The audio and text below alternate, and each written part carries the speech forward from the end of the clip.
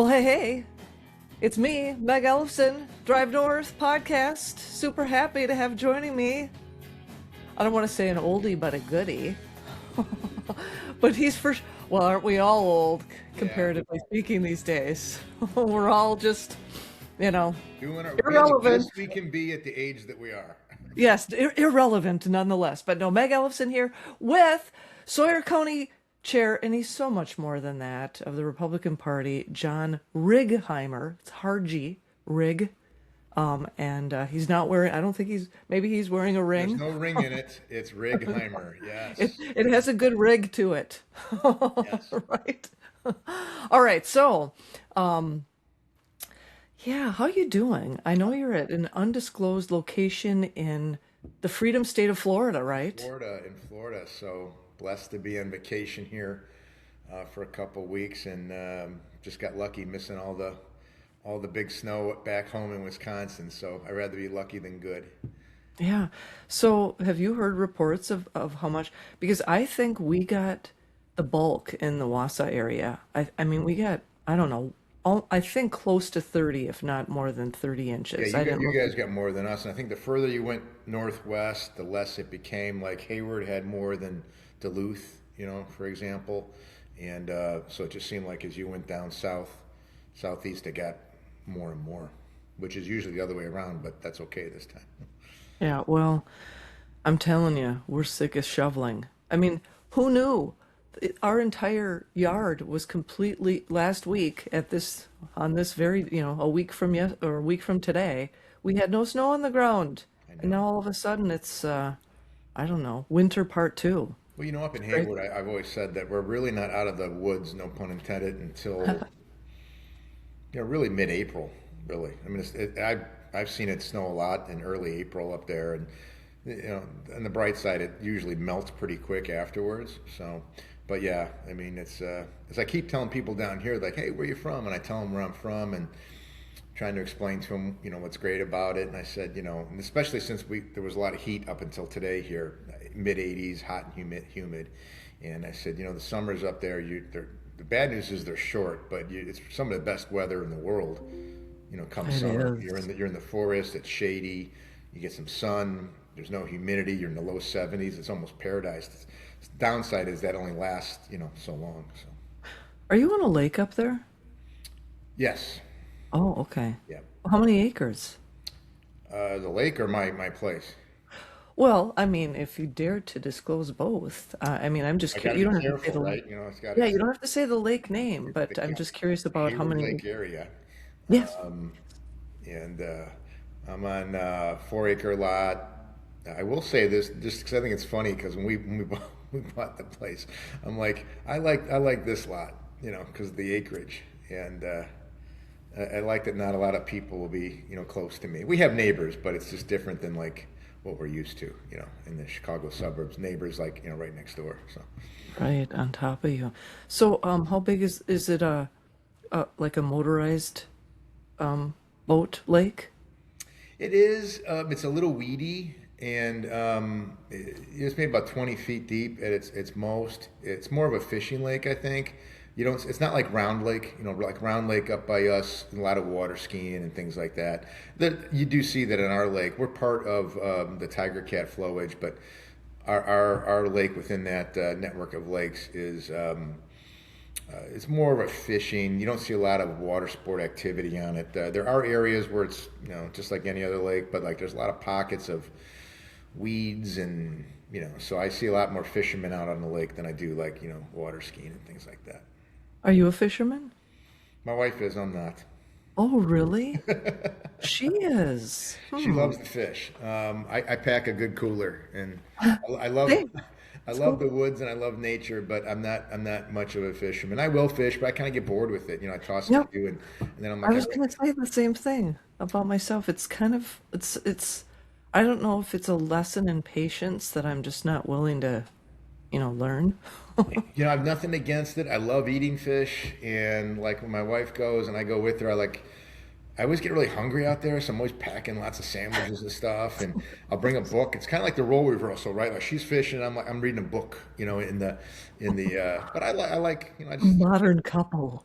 I know, right? Scanning the shore and all that kind of stuff. So I'm strong enough Yeah. to admit that I'm not man enough to be a great fisherman. So Well, so when she catches a fish, do you take it off the hook for her? she does it all.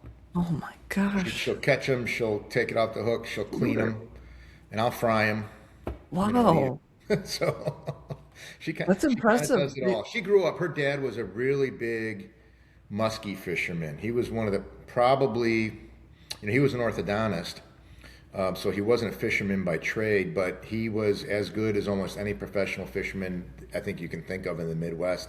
Big muskie fisherman. Um, Caught some of the biggest muskie, per year with Muskie Inc. Pictures of magazines. So, anyways, he was a big, big fisherman, and she used to fish a lot with him as a kid. And he Oh, passed away some years ago. But even, they would go out fishing, and I would just stay back. Sometimes they would just go because they're really into it. And I'm like, I'll stay behind. mhm. I can lift heavy things, and I'll help you there. Yeah. Well, and judo chop people. Yeah. Right, exactly. Yeah. I'm sure that's not the proper terminology. Forgive No, but I me. get it. I get it. Yeah, right, exactly.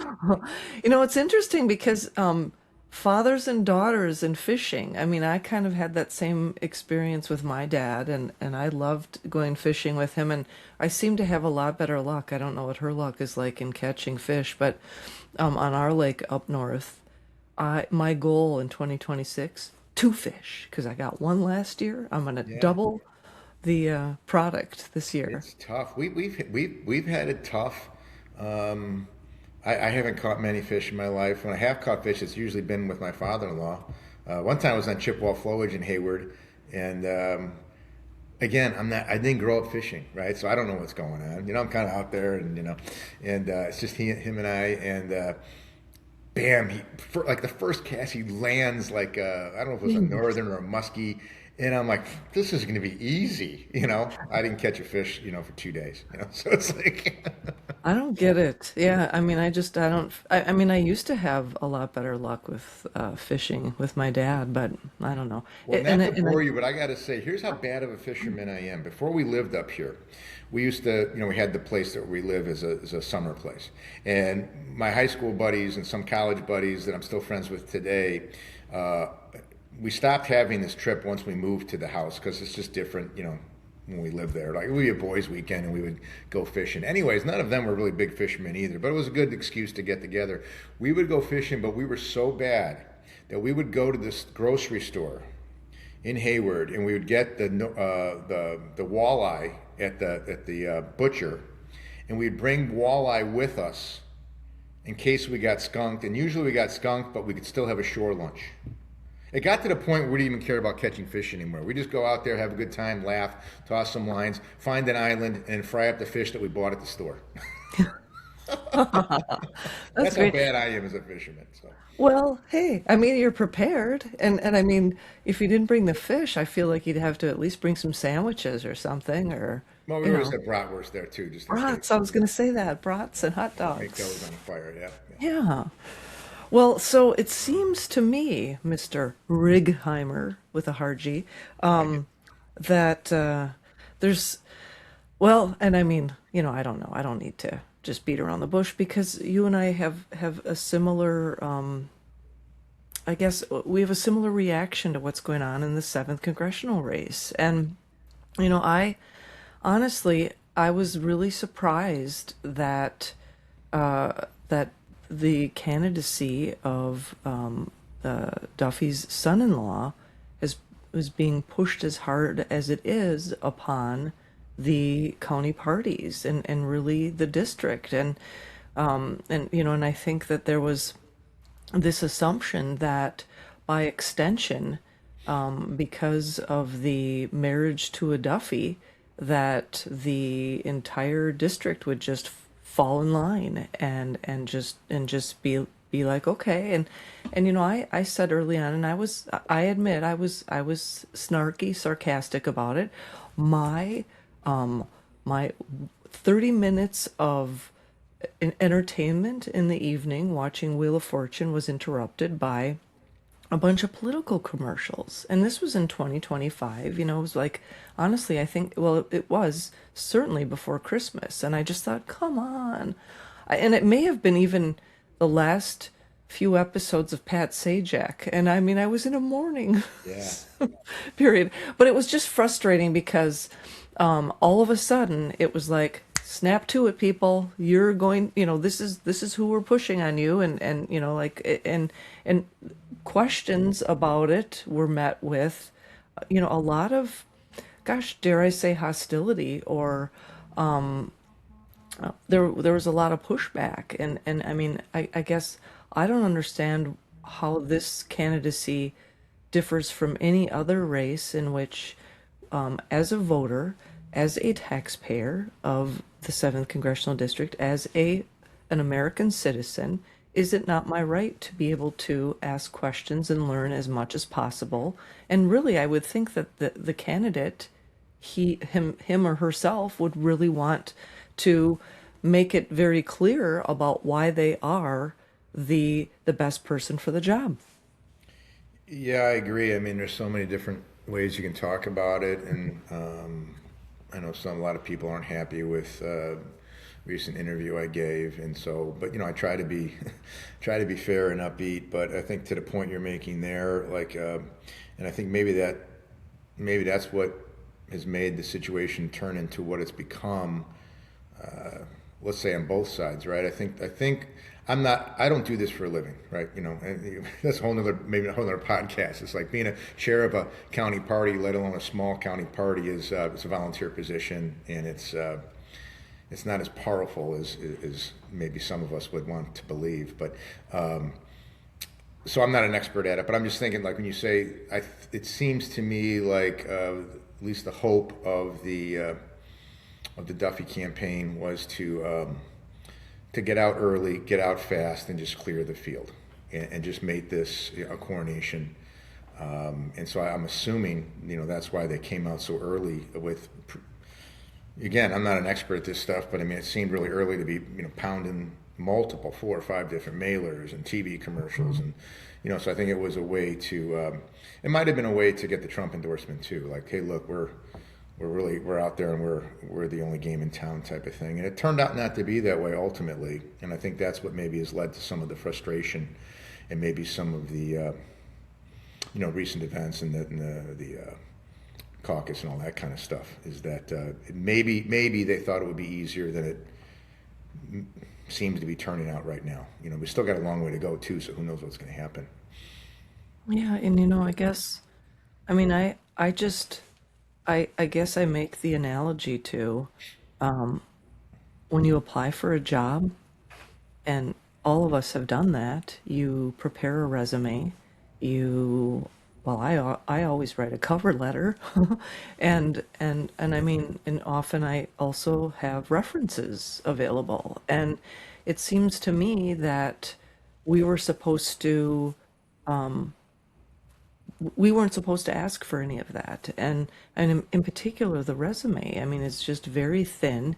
And to just point out that fact is somehow perceived as an attack, or as Controversial.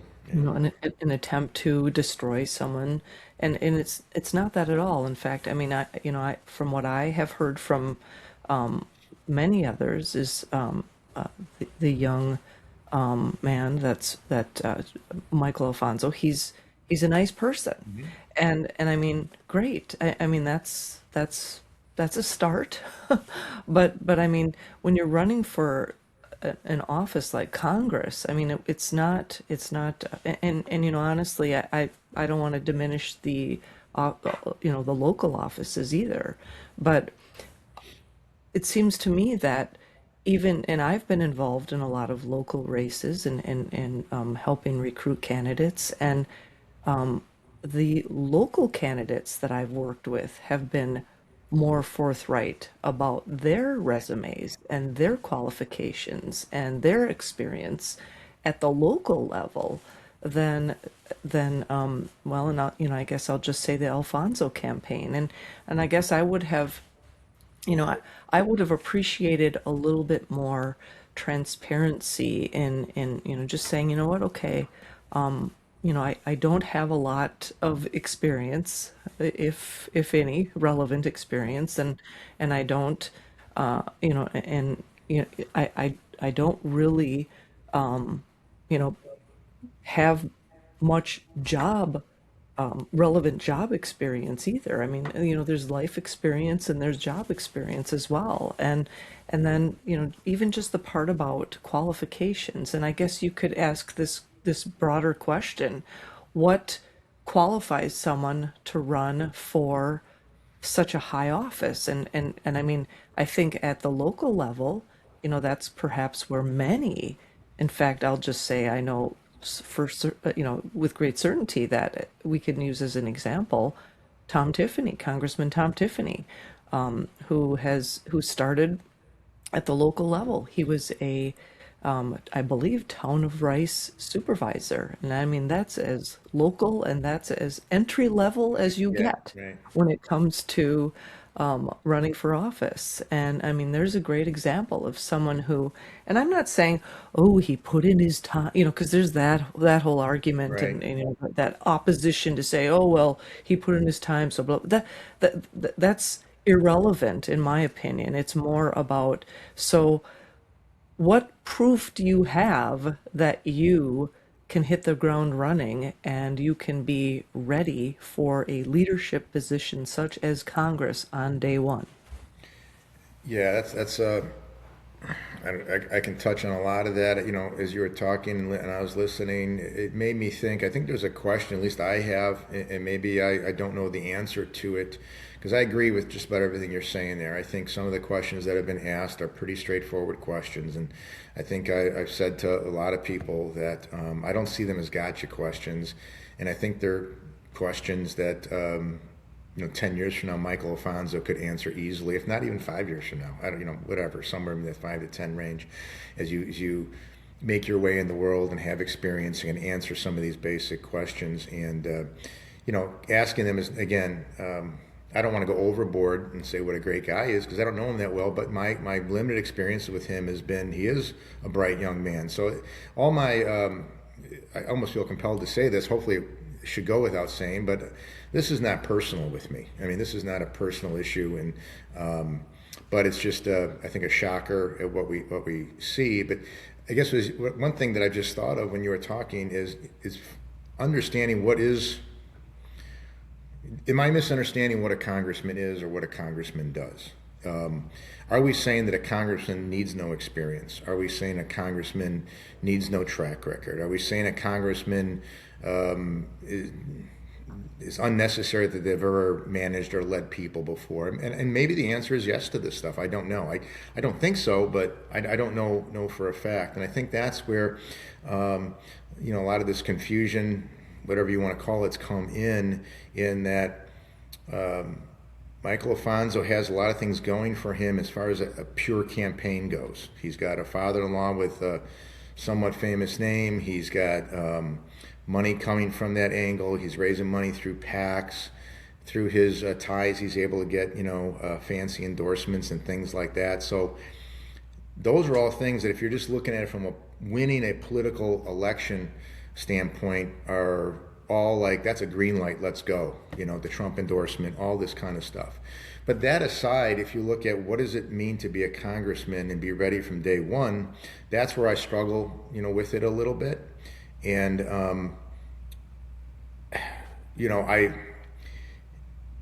if he was standing on his own without all those political advantages and he was running, things would probably look a lot different. And so, to be sarcastic a little bit, if we expect nothing from our Congress and send inexperienced people there, we probably get the result that type of action would be. And that is, not much. I think too is like, being at that age and that young, who is handling that person as they get to office? To me, that's a question. I've been very critical of Trump in many different ways, and I'm not going to go on to that. But one thing I will say that I still like about Trump, even if I don't like what he does, there's no guessing of who's behind his decisions. I mean, he is if not making the decision fully, he has a big say in it, right? Mhm. And I want to believe that my representatives, sure they have help, sure they should have help, but I want to believe that my representatives are leading the charge, that it's them The guiding. buck stops with, The buck right? stops because ultimately it should anyways, right? But that the buck stops with them, and that they are using the assets around them with their chiefs of staffs and so forth as supplements to them as they move forward, not the other way around. And I would just have to imagine at that such young age that that's going to be very difficult to do, when you get there. And I won't even mention the other candidates' names. If I'll just say, but the other ones, some more so than the others, would I think would be more ready on day one. So I guess what I'm trying to get to is, what is it that we want out of our, what is it we're going to admire and want out of our elected officials? The fact that they can tie into the DC money making machine, or that they are coming in prepared to do the job. And again, I don't want to seem like I'm back, just smashing him, because I think he's got a bright future ahead of him. And I guess I can understand a little bit. I'm assuming on their end they think the time is now or never, or they don't want to take the risk of waiting 5, 10 years when he would have, I think, again, answering those questions. And I guess the voters will decide ultimately down the road if those are questions, if they're aware of all the facts, if those are questions that matter to them or not. Well, and what, I mean, really, that you bring up a good point. What's the hurry? What's the rush? I mean, if he's got his whole life ahead of him, why not establish yourself as a long-term committed resident of the district and run for local office? Oh my gosh. And I mean, maybe, rather than being, in the northernmost part of the district, no offense, John, Mhm. but maybe centrally locating in, as an example, Wausau, like the Duffys did. And then we need people in the Wausau City Council. Let me tell you, we're always looking for Oh, rock solid conservative candidates on the county board, school yes. board. I mean, town It's boards. I such mean, a shortage. I mean, we could do a whole yeah. podcast on that. We are so short. I haven't done a study of it, but just anecdotally, I think we're so short on that side of it, and that's a whole challenge in itself, because there's no sex appeal to it at all. There's no sex appeal to being county board, town board, city council. I mean, and those can be rather boring too when I'm in one. I'm a county board supervisor, and oftentimes it's just, you're going through the motions, but there are times, every now and then, where it's important, at least from where I sit on the political aisle, to have a conservative vote or view on whatever it is. And we're short there because there's no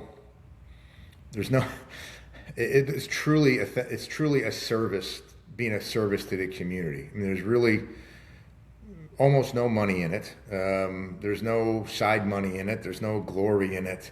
And you know, it, well, I But you take that learn back. so much. I did get to come on the Meg Ellison podcast show, right? So there's that side of it. You know what I'm Woo-hoo. Yeah, saying? And well, so I there you think go. it's not it doesn't appeal to a lot of people, and so it's maybe considered a waste of time. And so you have a shot at the big time. You're gonna, in this case, I guess they're gonna take it. Yeah, and it's too bad because, I mean, even as a concerned citizen of, of my community, I have learned a lot about how the different local government bodies function. And I mean, that's relevant experience. I mean, even if he would have said, "Oh yeah, I've been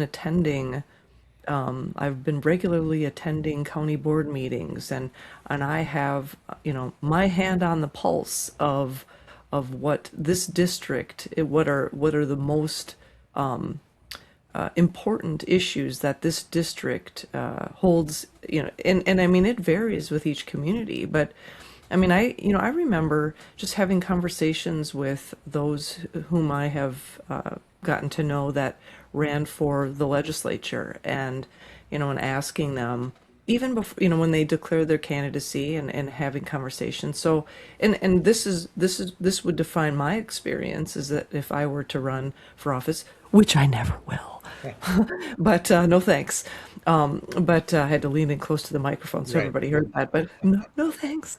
But if I were, hypothetically speaking, of course, if I were to run for office, I would have sat down and thought about, made a list of my core strengths so that they would coincide with whatever committees or whatever, I mean, whatever issues are important that I believe I can make a difference for. And I mean, to start so big and to start with an office that, I mean, the 7th congressional district, am I mistaken? Is that one of the largest, at least geographically, in the I country? think it's the largest east of the Mississippi, and then one of the largest in the country. You got your Wyomings and things like that, that obviously, Yeah, but true enough. yeah. So there's a lot of space to cover.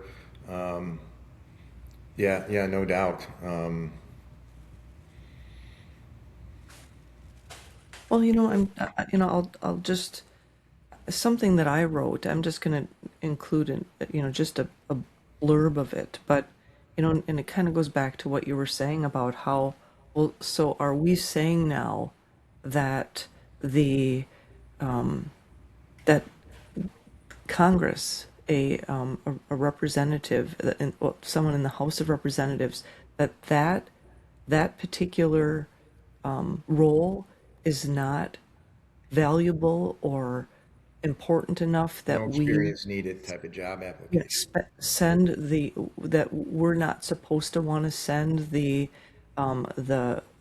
person with whom we have the most confidence and the person that has relevant life and job and leadership experience. And I mean, I guess I just someone who can take on really the some of these important national issues. And I mean, full disclosure, you and I are supporting different candidates in this race, but voila, we can have an adult, respectful conversation. And I mean, I have a lot of respect for the candidate that you're supporting, and I know you have a lot of respect for the candidate that I'm supporting. And I mean, I think we have our reasons for it, but I think first and foremost is we have confidence that these are people that can on day one assume a leadership position and make tough decisions and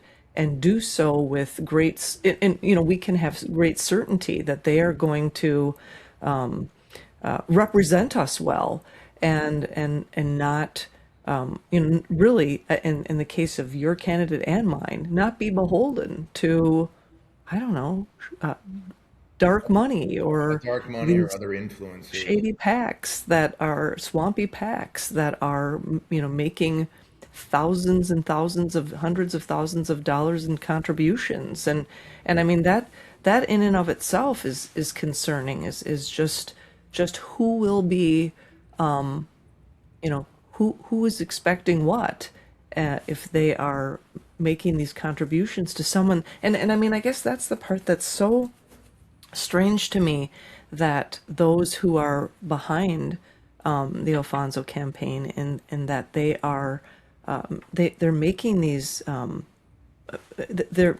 decisions, and they're revealing to us that, okay, so they're taking all this money from all of these really ultimately special interest groups.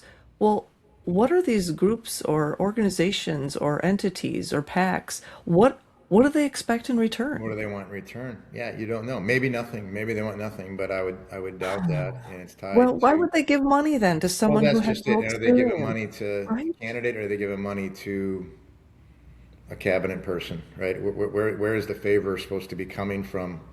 Uh, And with these are just, I mean, these are our questions that we have that remain unanswered and really are met with a lot of, I don't know, I guess they're dismissed. That would be the best way to put it, is Well, I that, think too, Meg, you mind me say dismissed. I mean, and everything you were saying, it's I seen. over the last few days, weeks, and time to time before that, I mean, it's how do I say this? It's like any question or pushback has led to that somebody like me is old, and that I'm not willing to relinquish power. That's why I started out with, well, what power? I don't really have any power, so there's nothing I can relinquish. Um, Never and do wanting to I. I keep just post on Facebook every once in a while. Yeah, Huh? yeah. I mean, I got a lot of followings, right? That we're trying to keep young people out of it, and that seems to, be an issue here that is a counter. Like you're just doing this because you want to keep the young people out. The young people are ready to take over, and you're not letting them in.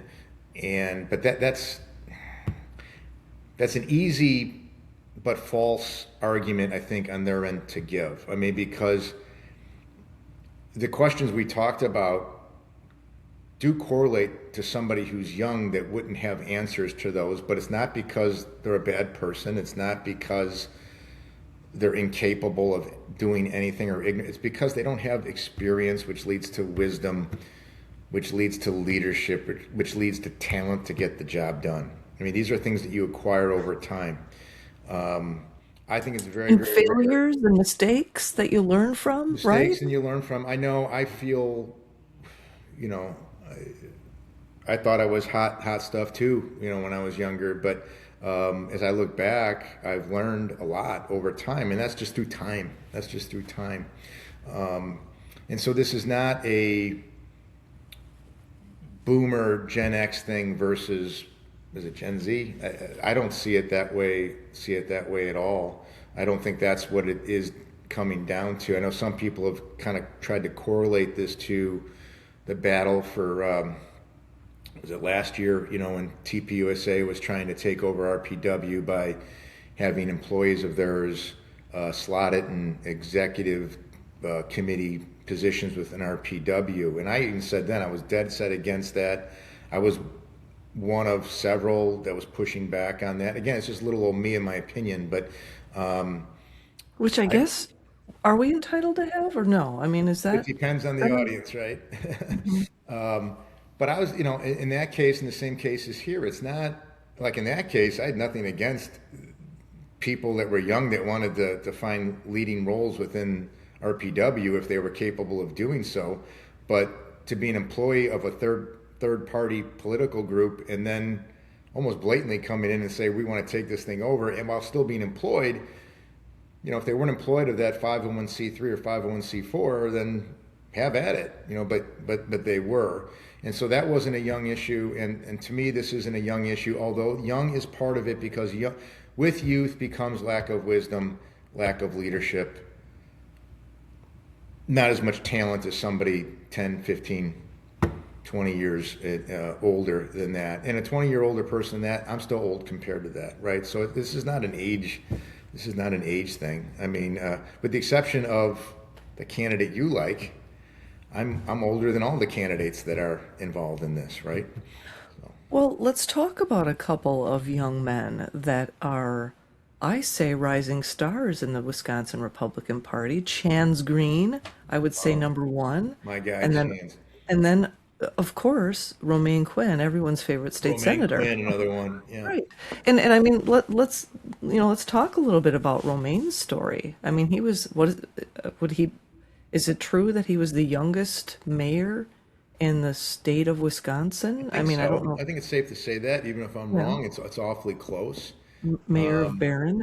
I mean, and that's where Then how he he was a got his state start. assembly rep for a while. Then he stepped out. And then he came back. He's now a Mhm. state senator and extremely sharp. And I'm trying to guess how old. What is Romaine? Early 30s, Yeah, I 35 think maybe I tops. think yeah, maybe. Yeah, Yeah, young and family.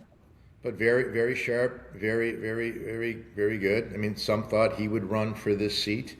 Um, he decided not to. Um, He'd be a heck of a congressman, and I think if he wants to continue in politics, he has a heck of a future ahead of him. Chance Green um, continually grows, continually, in my opinion, gets better. Chance isn't even 30 yet, is he? I think Chance is 30. I'm guessing. When we're hockey buddies. We go to a UMD hockey game now every once a year, and every time I take him with me, we win. So that's a good Oh, thing. all right. So Good luck charm, Chan's yeah, Green. yeah, I'm the old guy, I guess, that I'm allowed to hang around. But Oh, he's 35. I just got. 35. But Well, I was gonna then say I think 32, about but it was um, they're Nate all young compared to Gustafson. me. Yeah. I think that's another young member of the state assembly. He's 31. I think maybe the youngest, if I'm not mistaken, is Kelvin Callahan, and I don't know I him, but think I think he's young. 27. 27. Okay, so Yeah. that's super young. Well, I think see, I think what the campaign would say back to all that. I don't know if they would say this out loud. Maybe they would. Um, their situation's unique, and their situation is unique. And so I would say, just because you can run, I don't know if this makes sense, and can win, should you? I mean, just because you can do that, should you? I guess to each his own. But again, Trump endorsement, PAC money, et cetera, et cetera. Those are things that dare I speak for Chans, I'll just use as an example, wouldn't have access to. And so I think that's what they would say, that this is we have something special that the rest don't. Um, but again, they have every right to run.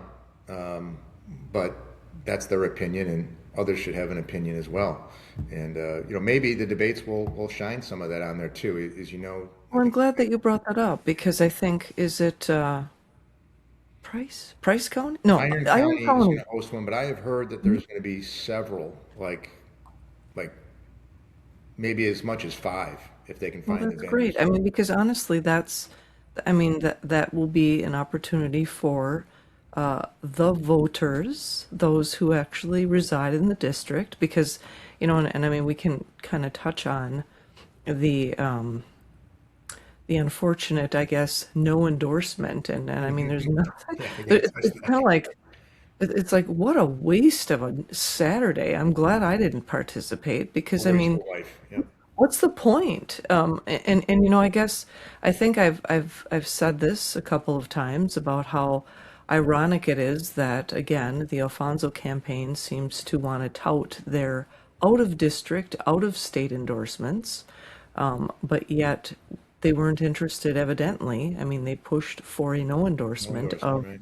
of the grassroots party faithful, and I mean, what message does that send those that, that have really dedicated a lot of their time, volunteered their time, like yourself, in the party? If I mean, it's sort of, I was talking with someone yesterday about this, and I said, it's kind of like the seventh the seventh district is impotent because they, what's the point? I mean, and I think it really is reminiscent, or it brought back a lot of unhappy 22. memories, Yeah. yeah, of the gubernatorial election here, or the It primary. was it And was a baby mirror of it, because a much smaller yeah, size. But I would agree. I'm always I hated it in 22, and I hated it what happened a couple of days ago. And I don't want to drag. This isn't a drag even on the Republican Party. It's on the political systems themselves, Democrat and Republican. They're just not strong. They're both weak, especially comparable to say late 60s. The parties started becoming.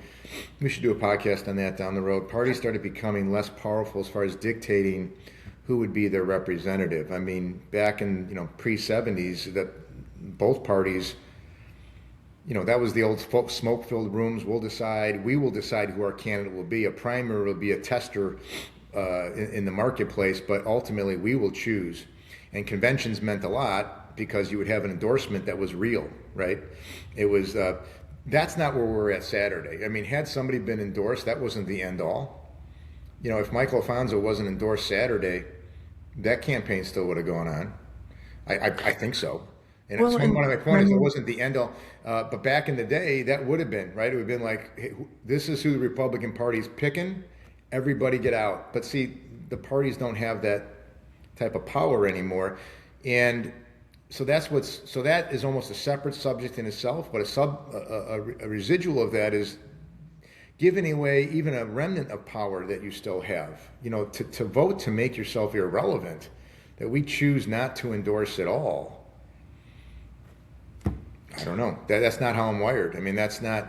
And so, what kind of say does that give a delegate? And a delegate, for all the listeners, if you don't know, is, it's just a member that's, if you're a delegate, you're pretty committed because not only are you a member of the county party, but as a delegate, you're going to these functions and you have a vote.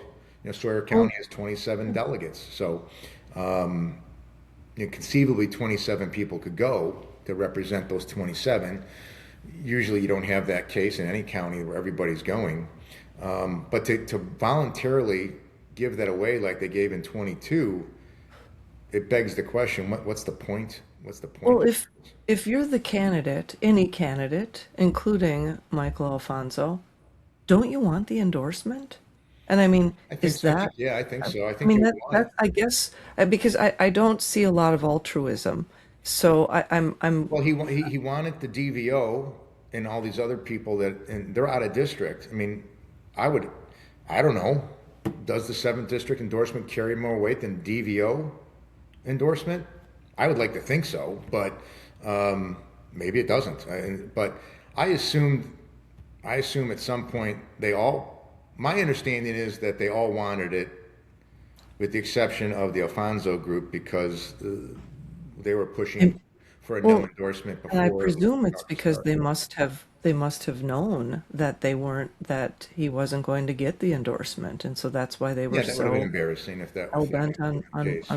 on pushing against it. And I mean, I guess that begs the question, if even the party faithful don't want to, weren't going to choose him as their endorsed candidate, then what about those that aren't even plugged in and engaged and involved? And is the message that, oh well, we're going we're going to ignore those who are the most active, engaged, grassroots, and we are going to attempt to manipulate the voters that aren't involved, and Yeah. essentially, in my opinion, disenfranchise the party faithful, and I guess I don't know, and that's precisely my take from 2022, when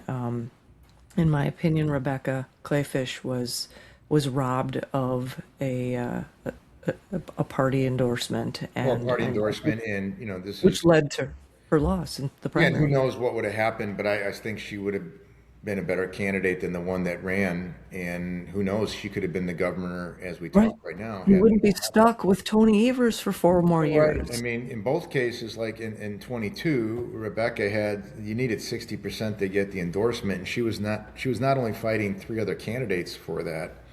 Those other three candidates, you know, they obviously saw that they could not get it, and she was the only one that could possibly get Mhm. it. So they all flipped to, hey, let's get this no endorsement thing going. If we can Right. do it, if we have no endorsement as a choice, they sacrificed. So in other words, they were kind of campaigning for themselves, not for the endorsement. They were telling their supporters vote no endorsement, so it was stop Rebecca at all cost. So the no endorsement is given. But even up against that, my point I'm getting to is what she had 50. I want to say 53% or something like that. I mean, Mhm. battling all It was that, she over still, 50. yeah, by far had more than any other candidate.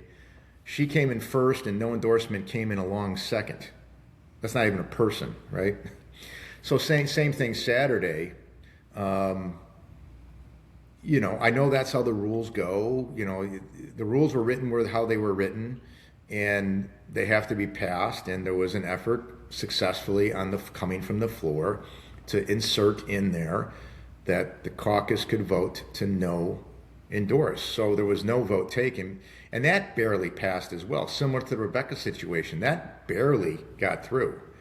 So, you know, almost 50% of the people there wanted to have a vote.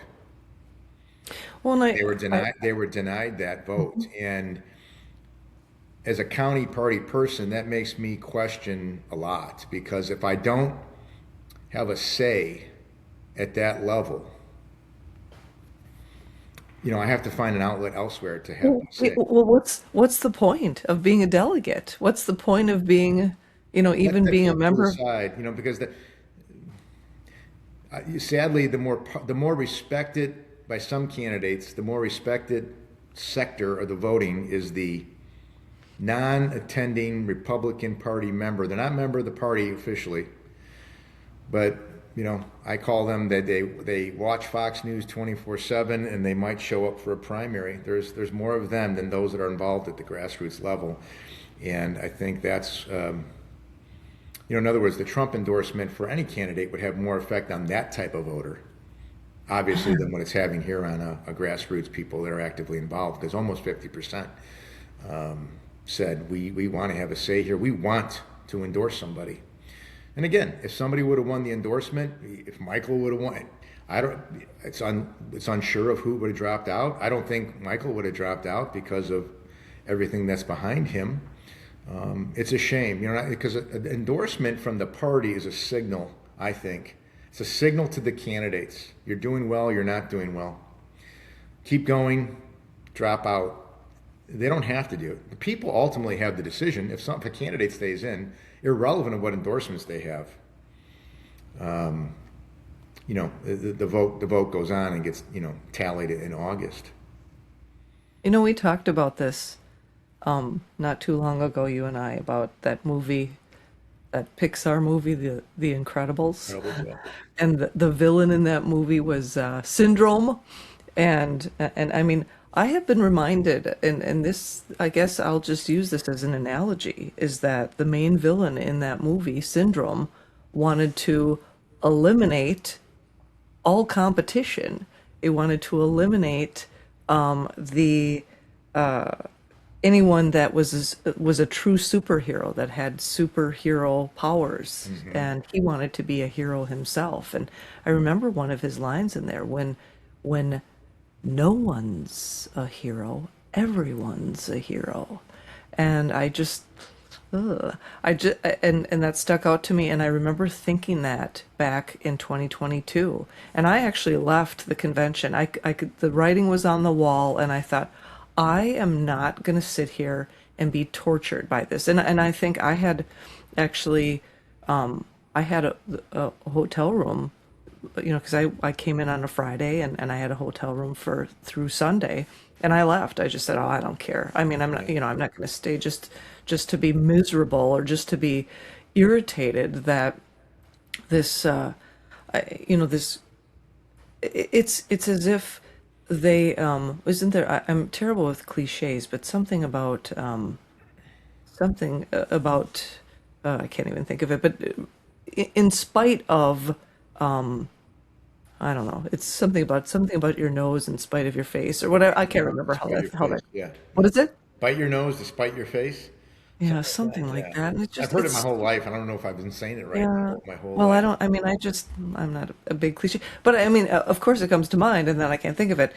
Maybe I should pay closer attention to those cliches, but I just think, again, why is everyone gathering together to not perform a function of the caucus or of convention?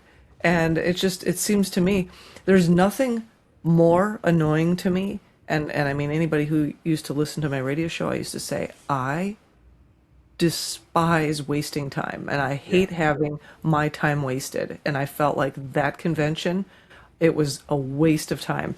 And I'm just trying to think, I don't even know. I know for certain, anybody who's listening that is not a fan, well, guess what? I'm not going to be at this upcoming convention. So yay for you. They're safe to go. Right. So yeah, but I mean, I think that there are, and I mean, I briefly popped in this last convention. It was here in the Wausau area, and I just, meh. It seems to me that it's just, I don't know. Is it a glorified country club, or Yes. Well, I would say country club. I think that's or the coffee challenge clatch? we're in now. I mean, again, there's very little that the parties can do to begin with to make an impact, and it's very difficult to try to align people to make to make such impact. I think there's a lot of contentment in getting along to go along. Let's not upset anybody. An endorsement will only upset people. We'd rather have multiple candidates continue to fight it out, guess whether they're doing well or not, waste their money and try to stay in this to the very end because we want a slobber knocker, because that's entertainment. And I think it's Participation more of an trophies. entertainment type thing that they want, or maybe a misunderstanding. Because remember, with an endorsement, had there been an endorsement, the candidate that was awarded that endorsement, now I may be speaking out of turn here because maybe they would have changed that rule too. But normally an endorsement would come. That candidate is the only one that is allowed to use the apparatus of the Republican Party. Well, I already said that it's already weak. So what would that mean? Well, that would mean coming to county party meetings. Only the endorsed candidate could come to those meetings and speak from a campaign standpoint. That would mean in parades, only the endorsed candidate could put the signs up on the county party float.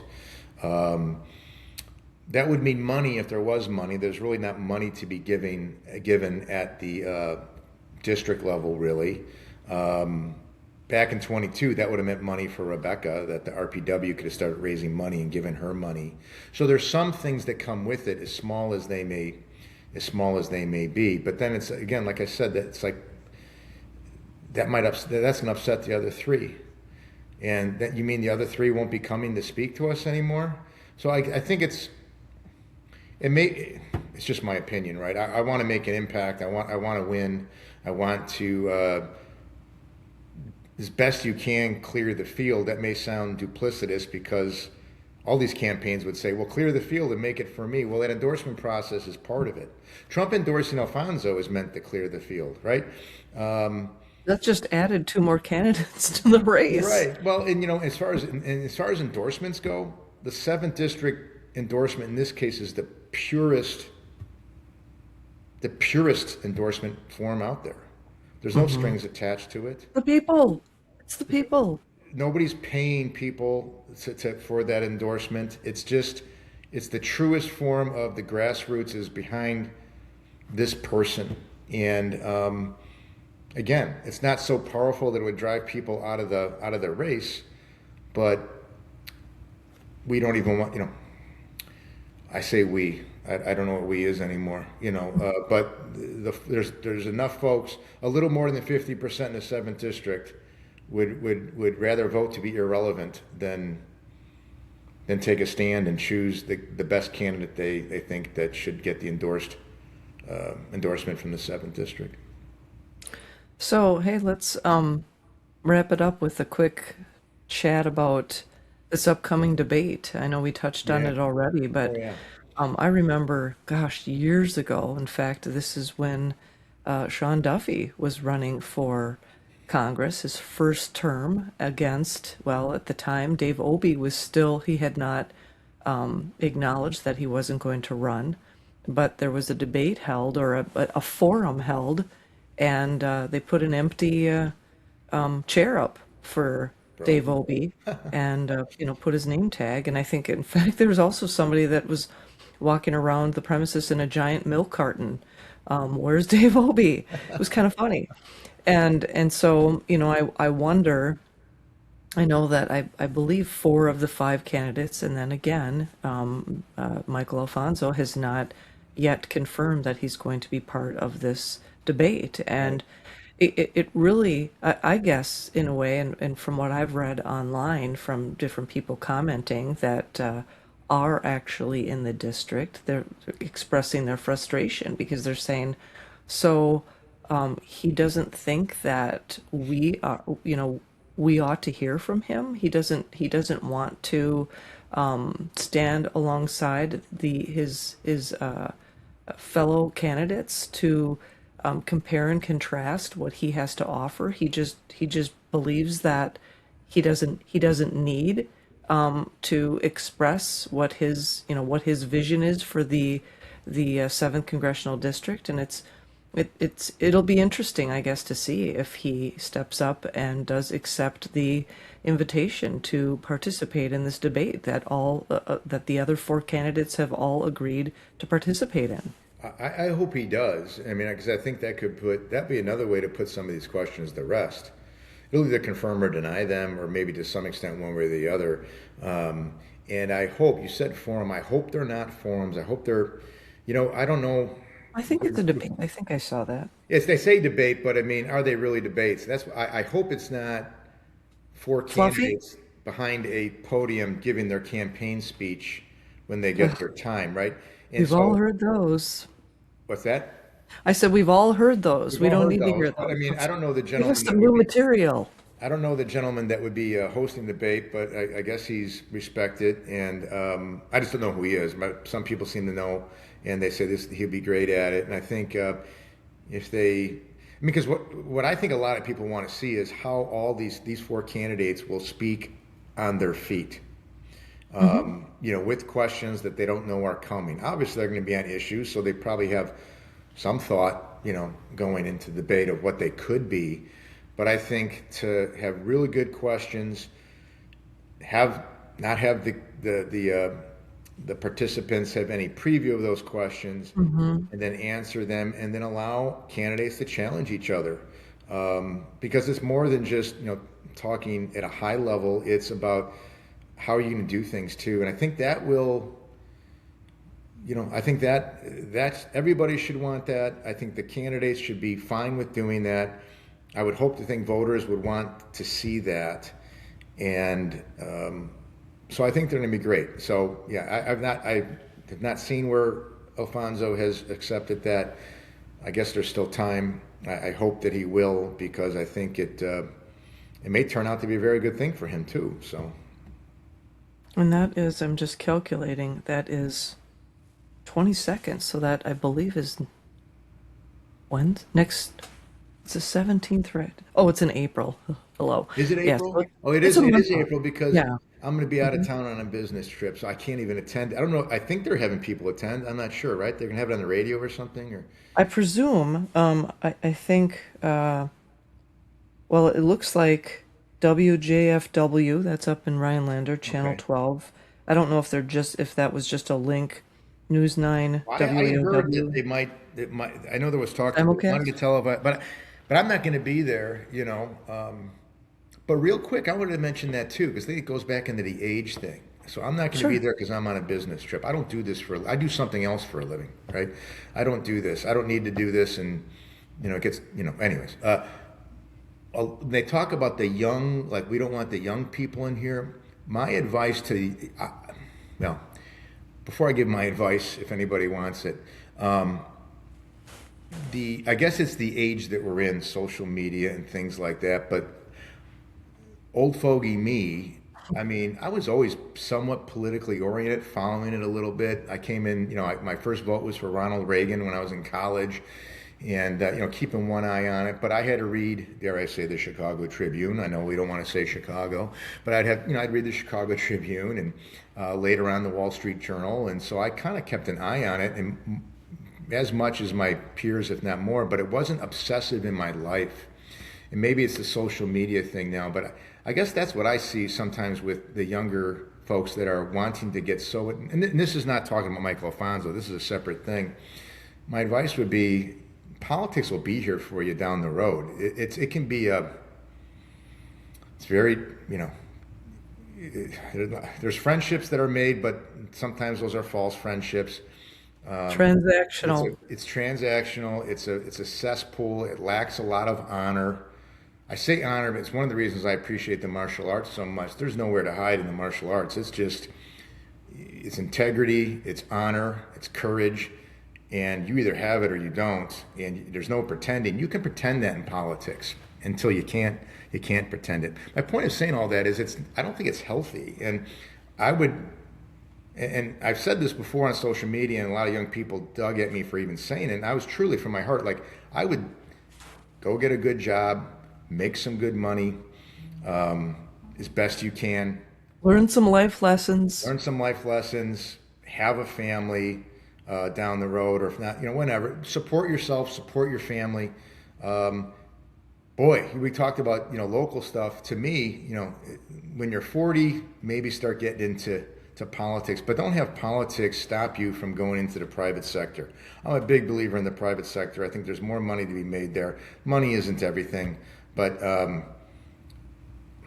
I think it's more healthy than being obsessed about politics and becoming a career politician. at such an early age, or Politico at such an early age. Or just winning arguments on social media. I mean, Or winning, or oh, yeah, and that's the payback, right? They're right. dominating on the on social media. I want people, young people, to be involved. At the same time, I think there's a reason why there's not. I don't think it's people like me keeping young people down. That's why they're not involved.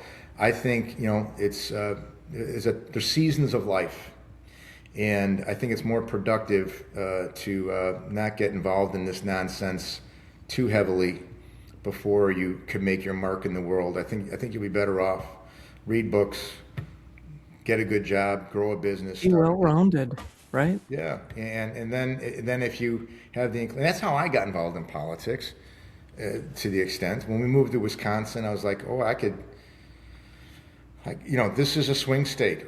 I can make an impact here. I can do something, maybe see a result. And I'm later on in my career, so it was time to like do more community, if you will, than just be focused on business. And that's my path. Now, maybe it's not the only path. I don't know if that came out right, but that's coming from the heart. Oh, If there's young right. people that dislike me and think I'm an old man to know what I'm talking about, no, that's fine too. But I really mean that. That would be my advice. It's genuine advice. It's genuine. It's not meant to be hurtful by any means. So. Well, I mean, just find some hobbies that aren't, that don't drive you crazy. Because I mean, I think both you and I know that there are many, including myself at one time, that kind of was I ate, breathed, and slept politics, and I mean that was my profession for on the air for a number of years, and I guess I'm this podcast isn't, this is my disclaimer, is not about always going to be about politics. I Right. mean, I think that we can, I don't think, I would like to hope, and piggybacking on what you said about, your message to young people is that don't, don't be one dimensional. I mean, strive to have all kinds of variety in your life, and I mean, if I could give my younger self some advice, I wish I had done more of that, and focused less on the futility of politics. Because I mean, it's funny. It just popped into my head. The analogy I can make about politics is it's like a it's like those daytime soap operas. I mean, you Yeah. can watch those every single day, and the same old stuff happens. People are rotten to one another, and it perpetuates. And then you can stop watching them, and 5, 10 years down the line, you can turn it back on and pick right up where you left Pick off. right up. And that's the thing, is that politics, there are so Become that many. more so than even in the past. Yeah, because of social media, because of Right. the cable networks, and if you watch Fox News, I call it two things: political. Beware the political entertainment complex, Hmm. whether it be Fox News or CNN or all. They all sway a different way, right to left, but it's primarily done for entertainment. It's primarily to root on their side of the aisle, and it's disguised as like this is hard hitting news in some cases, and it's not. And social media is the same, and the algorithms are written to churn up Hmm. anger, because anger, like a soap opera, can suck you in and get you more involved, and it's really not. I don't think a healthy thing, and it's not. It's not. It's not reality. I mean, it's. Um, we should be. This whole nother podcast, like, rooting for a Republican or Democrat should not be how you root for the Bears or Packers. Um, Right. and as well as politics should not be a substitute for religion. I think that's happened Hmm. over the past decade or so, that people see it as a religion. And that's why we have such great divide. Any compromise between right and left is seen as weakness by the opposing side. Hmm. Um, Anytime you're critical of, in my case, President Trump, I'm a rhino. I'm not. I'm not. I'm not a Republican. Um, I'm a Even though you conservative like, Republican, right? And so when you I see the you like, Republican Party do something that isn't conservative, I'm going to call it out at times. well, and I mean, you can, I mean, I guess last time I checked, I thought you're in America, you can really have your own point of view. And I mean, that's sort of, I don't know if that would be part of our, Constitution. But I mean, just the idea that you should be able to have your point of view without Not a fear of backlash. Yeah. being criticized by those people that are that are politically on our side. And I've had that same thing. I mean, Rhino is just kind of like, I used to say this on the air all the time. You're just a poopy head. I mean, and that's kind of what it turned into, is that it's just I don't know. It's kind of lost its meaning, hasn't it? I mean, Right, right. I guess it's a derogatory term. The person saying it, if they're saying it to me, it's a derogatory term. Amongst my little political circle, we use it as a joke. You know, we call each other rhinos, but it's kind of lost its meaning. And I'm in the minority probably. I mean, the we're getting off maybe a little off subject, but I think to me the party has changed to a more populist party, not a conservative party, a classical liberalism. Dare I say that? I mean, Hmm. we can. Doesn't mean what some people may think it means. I used to have a listener Founding that. fathers were classical liberalism, um, Mhm. and that's kind of the big fight too. I think going back to that age thing, I think that's where you see this is probably worth saying too.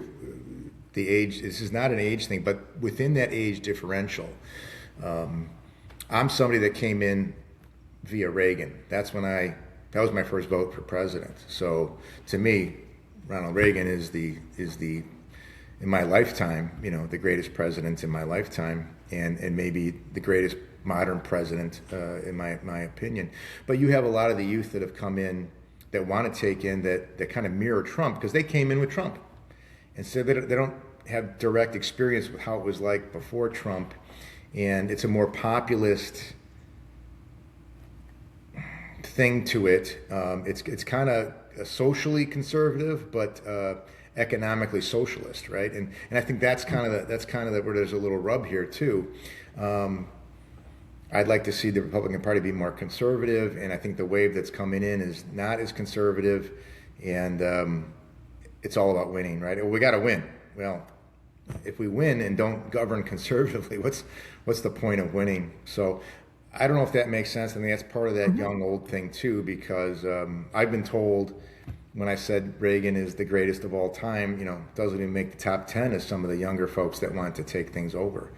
Um, that was kind of a shocking thing to hear, but I guess if you've never experienced Reagan firsthand, you wouldn't, maybe you could say that. I don't know. Those who don't learn from history are doomed to repeat it. And boy, oh boy, yeah, I have a lot of I I I echo what you've said with regard to, especially with Ronald Reagan. And I mean, and that's not to say, I of course have been also accused of being critical of Trump, and so much of it has, well, so much of it has to do with the cult of personality. And I just don't. I mean, I'm I agree with a lot of his policies. This is another conversation. I mean, I have concerns about some of the promises that were made about no new wars, and I mean, we can get into that another time. But I'm just not, and the spending. that's Spending that's is a kind of big an issue, problem. Yeah. right? Right, yeah. Well, so John Righeimer, this is going to be the first podcast that comes out. So yes, I know. Do you I see thought it behind might me? be, and I forgot to ask you about that. Yeah. Do So you see I'm behind? honored I mean, that I've if got I some never other ones appear in. again, I can always claim this to my resume. So Right, right. Well, yes, you can. But see behind me, my Journey. favorite '80s band. It's one of Don't Stop that's my Believing. wife. My wife saw them in concert twice back in the Yeah, day. Yeah, I did and well, did she see Steve Perry? never Steve Perry solo.